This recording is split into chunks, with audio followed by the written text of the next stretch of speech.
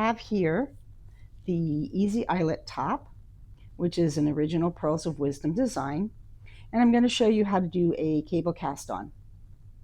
So a cable cast on is what you use when you have stitches already on the needle and you need to cast on. So one of the ways that you can do that is a backward loop cast on, which is quite simple, but it does not have a nice edge like this, the one that I'm going to show you. So this is a better cast on to use when the edge that you cast on is going to be visible and you're not going to pick up stitches from that edge. So the pattern tells you to knit the 4 edge ribbing stitches and then purl until the opening. When you do the cable cast on, you actually do it on the opposite side that you've been working on. So I've been purling. I'm actually going to flip this. And here I am on the knit side.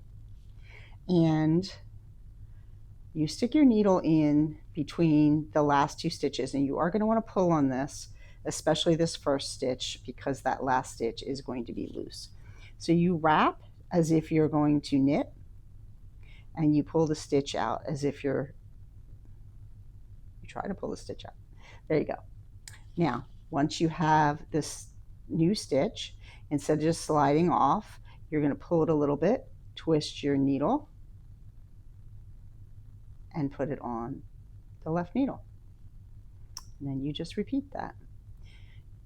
If you go a little closer to the tip, you don't have to yank this out as much, because you're just going to tighten it a little bit and try to keep them even. And that's it. When you are finished, you are going to actually, and it might seem counterintuitive, but you are going to turn it around again. Assume I have all my stitches on here, which I obviously do not. And then you would continue on with your purling. So here is the other side, and I would be connecting them, and I would just start purling from this edge into these stitches.